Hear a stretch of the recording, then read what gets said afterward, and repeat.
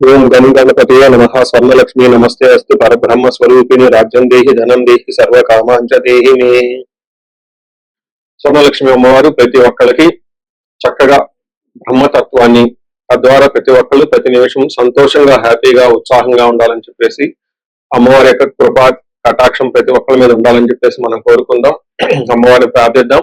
అంతేకాకుండా ప్రతి ఒక్కరికి కూడాను రాజ్యం దేహి అమ్మవారు ఒక అథారిటీని, ఒక పవర్ ని, ఒక స్టేటస్ ని, ఒక దర్పాన్ని ప్రతి ఒక్కరికి ఇవ్వాలని చెప్పేసి కోరుకుంటూ, దీనితో పాటుగా ధన సమృద్ధి, ధనం అనేది ప్రతి ఒక్కరికి ఉండాలని, చక్కగా వాళ్ళ ఇంటి నిండా బ్యాంక్ అకౌంట్లు ఉండా ఎక్కడ పెట్టినా ధనం ఉండాలని, ప్రతి ఒక్కరికి ధనం లేదు అన్న ఒక ఫీలింగ్ అనేది వాళ్ళకి రాకుండా సమృద్ధిగా ధనం ఉండాలని చెప్పేసి అమ్మవారిని ప్రార్థిస్తూ, దీనితో పాటు సర్వకామాక్ష దేహిమి అంటే మన మనసులోకి వచ్చిన ప్రతి కోరిక కూడా అమ్మవారి తక్షణమే నెరవేర్చాలి. ఈ విధంగా అమ్మవారి యొక్క కృపా కటాక్షం మన మీద ఉండాలి.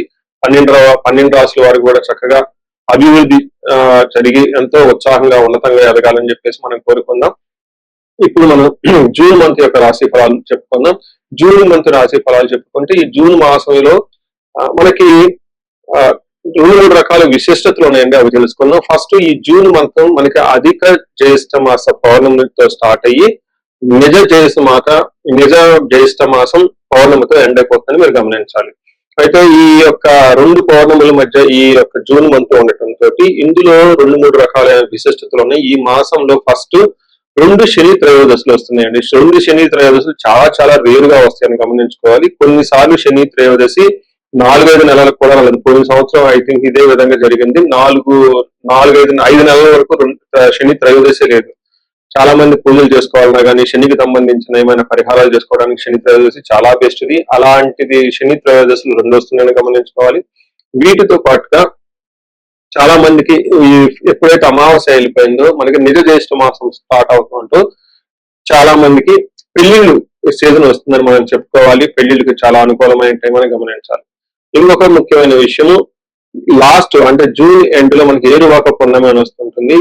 ఇది రైతులకు ప్రత్యేకంగా చాలా చాలా ముఖ్యమైన రోజు. ఆ రోజున అందరూ అర్పణలు కట్టుకుంటారు.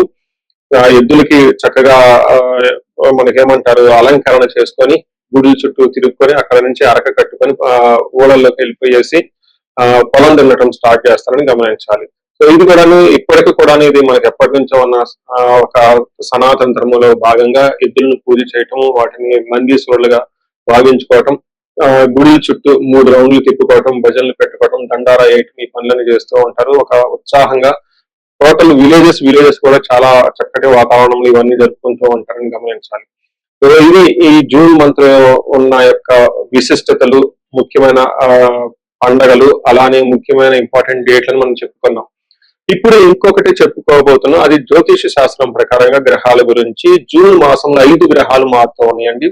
28వ తారీఖున అంటే నెల బిగిన్ అవ్వక ముందే బుధుడు మారుతూ ఉన్నారు. వీళ్ళతో పాటు శుక్రుడు, కుజుడు, సూర్యుడితో మారుతూ ఉన్నారు జూన్ మాసంలో. ఇంకా ముఖ్యమైనది సంవత్సరానికి ఒక్కసారి మారే గ్రహం ఏంటంటే గురువు మారుతూ ఉన్నారు. ఈ గురువు జూన్ 2వ తారీఖున మారుతూ ఉన్నారు. అంటే మనం జూన్ మంత్ లో 5 గ్రహాల యొక్క ప్రభావం ఎలా ఉండబోతుంది అనేది మనం చెప్పుకుంటూ ఉన్నాం అనమాట.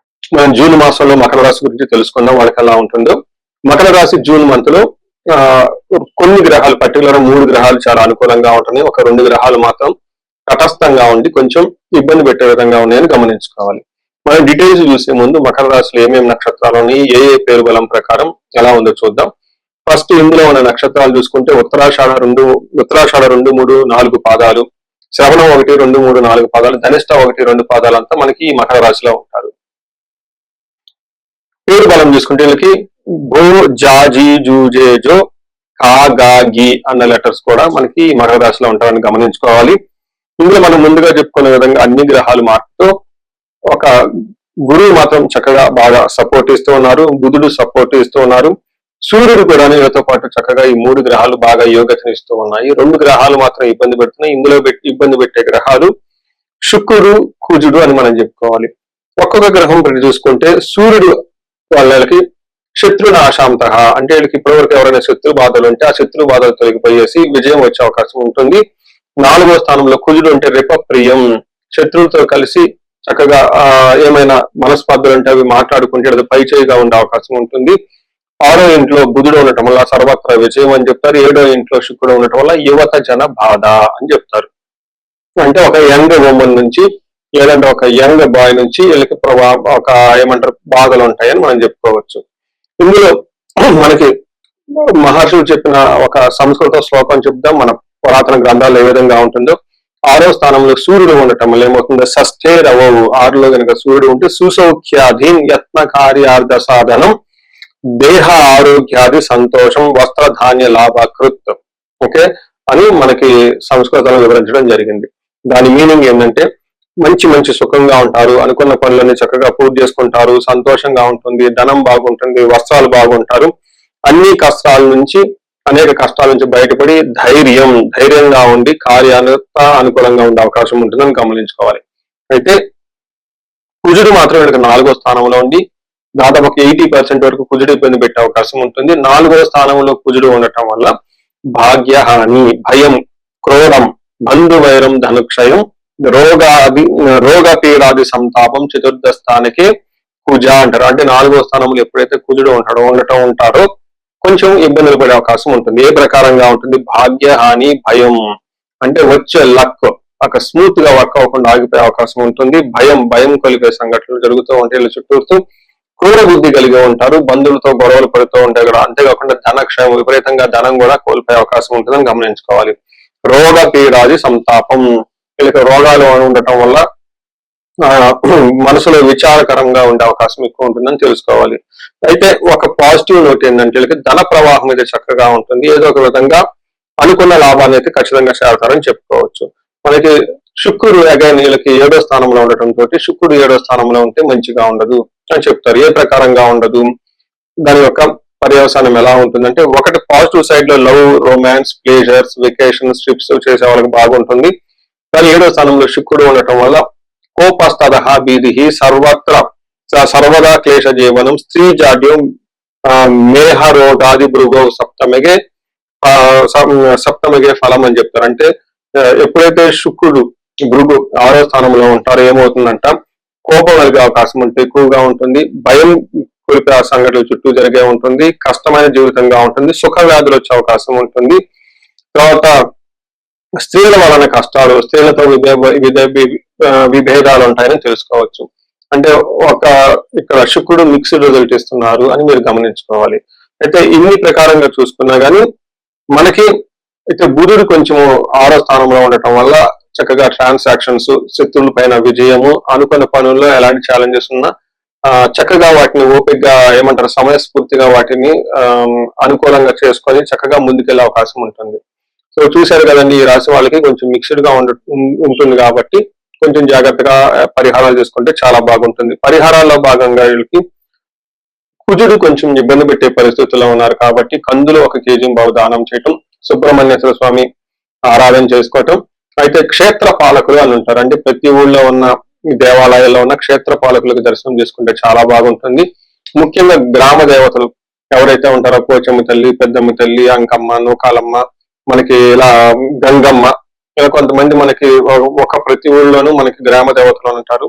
వాళ్ళకి పూజ కనుక చేయగలిగితే, దీపారాధన కనుక చేయగలిగితే చక్కగా మీకు మంచి పాజిటివ్ ఎనర్జీ వచ్చి చక్కగా జీవితంలో ముందుకెళ్ళే అవకాశం ఉంటుంది. సో ఈ రాశి వాళ్ళకి అందరికీ బాగుండాలని చెప్పేసి నేను కోరుకుంటున్నాను. మనం ఇప్పుడు రెమెడీస్ చూసుకుంటే ముఖ్యంగా నేను అందరికీ సలహా ఇచ్చేది ఏంటంటే, మీ వయసు కనుక 35 to 45 ఉండి ఎక్కడ లైఫ్ లో మీరు ఆగిపోయారు, ఇప్పుడు దాకా గ్రోత్ ఉంది, చక్కగా ఒక మేనేజర్ పొజిషన్ లో ఉండి ఉన్నతంగా ఉంది, కానీ లైఫ్ ఇప్పుడు అనేది మీకు ఛాలెంజింగ్ గా ఉంది. దీన్ని మనం జనరల్ గా మిడ్ లైఫ్ క్రైసిస్ అని చెప్తూ ఉంటారు చాలా మంది. బట్ జ్యోతిష శాస్త్రంలో మిడ్ లైఫ్ క్రైసిస్ ఎందుకు వస్తుంది అనేది చాలా చక్కగా వివరించడం జరిగింది. ఆ టైంలో మీకు శాపాలు అనేవి యాక్టివేట్ అవుతూ ఉంటుంది. ఆ టైంలో మీకు గ్రహ దోషాలు ఉంటాయి, ఈ గ్రహ దోషాలు కూడా మీకు యాక్టివేట్ అవుతూ ఉంటాయి. ఇది ఒక్కసారి మీరు ఇన్ కేసు మీ ఏజ్ కనుక అలా ఉండి ఇప్పటిదాకా బాగుంది, మధ్యలో మేము లైఫ్ లో స్ట్రక్ అయిపోయాము, గ్రోత్ లేదు, డైరెక్షన్ లేదు, సరిగా ఇంప్రూవ్మెంట్ లేదు, రిలేషన్షిప్స్ లో ప్రాబ్లమ్స్ వస్తూ ఉన్నాయి, ఎలా వెళ్ళాలో కన్ఫ్యూజన్ లో ఉన్నారు అనుకున్నప్పుడు ఖచ్చితంగా ఒకసారి జ్యోతిష శాస్త్రంలో మీ ఇండివిడ్యువల్ హారోస్కోప్ చూపించుకోండి. అందులో టోటల్ శాపాలు ఏమైనా ఉన్నాయో స్కాన్ చేసుకుని అవి ఇప్పుడు యాక్టివ్ గా ఏమైనా ఉన్నాయో తెలుసుకోవడం చాలా చాలా ముఖ్యం. ఇప్పుడు దాకా మనం చెప్పుకున్న ఈ గోచార ఫలితాలు మీకు 30-40% మాత్రమే ఎఫెక్ట్ అవుతాయి. 100% మీ జాతకం కరెక్ట్ గా ఉంది ఎలా ఉందని తెలుసుకోవడానికి ఇండివిజువల్ జాతకం చూపించుకోవడానికి చాలా ఇంపార్టెంట్. అందులో ఉన్న దశలు ఎలా ఉన్నాయి, భుక్తులు ఎలా ఉన్నాయి చూసుకొని చక్కగా పరిష్కారాలు చేసుకొని పరిహారాలు చేసుకుంటే లైఫ్ అనేది 10 రెట్లు ముందెళ్ళే అవకాశం ఎక్కువగా ఉంటుంది. చాలా మందికి ధనానికి ఇబ్బంది పడిపోతూ ఉంటారు. అప్పటిదాకా ధనం ఫ్లో ఉంటుంది, సడన్ గా ధనం ఫ్లో ఆగిపోయి ఉంటుంది. వాళ్ళు స్వర్ణలక్ష్మి విశేష హోమం చేయించుకోవటం, కుబేర పాశుపతం చేయించుకోవటం చాలా ముఖ్యం. దీనితో పాటు చాలా మంది భార్యాభర్తల మధ్య అన్యోన్యత అనేది లేకుండా చాలా ఇబ్బంది పడిపోతూ ఉంటారు. ఏదో ఉన్నామంటే ఉంటారు కాబట్టి ఈ యొక్క భార్యాభర్తల మధ్య గొడవ వల్ల ఇంట్లో అనేక రకమైన ప్రాబ్లమ్స్, మిస్అండర్స్టాండింగ్స్ వస్తూ ఉంటాయి. బంధువుల చుట్టాలతో కూడా ఒకసారి మీకు అంతా విలువ ఇవ్వకుండా పోతూ ఉంటారు. ఇలాంటి వాళ్ళు అన్యోన్య దాంపత్య పాశుపతం చేయించుకోవటం లేదా విశ్వావసు గంధర్వరాజ మహా హోమం చేయించుకోవటం, విశేష హోమం చేయించుకుంటే జాతకంలో ఉన్న దోషాలు పోయి చక్కగా ఉంటారు.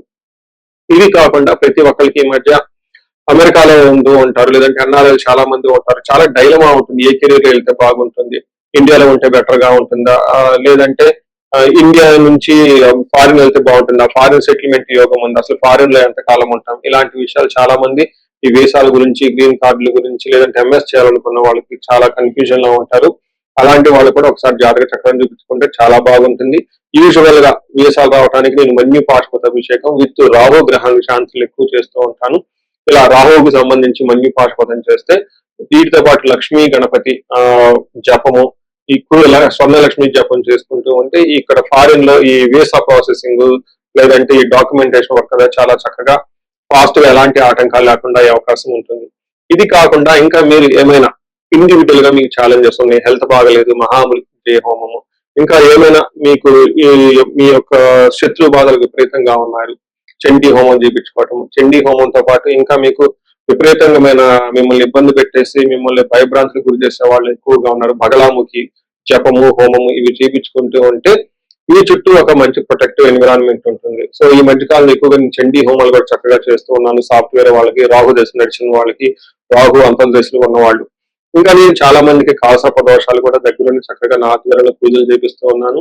ఇలాంటి వాళ్ళు మీ ఇండివిజువల్ జాతకంలో ఒకసారి చూపించుకొని ఎక్కడైనా మీ లైఫ్ స్ట్రక్ అయ్యామో అనుకుంటే వాటికి చక్కగా ఎందుకు కారణం తెలుసుకొని పరిష్కారాలు తెలుసుకోవటం వల్ల మీ లైఫ్ 10 ముందుకెళ్లే అవకాశం ఎక్కువగా ఉంటుంది. మీ అందరికి అష్టలక్ష్మి కృప కలగాలని, అలానే అష్టైశ్వర్యాలు భోగభాగ్యాలు కలగాలని చెప్పేసి నేను కోరుకుంటున్నాను. నమస్తే.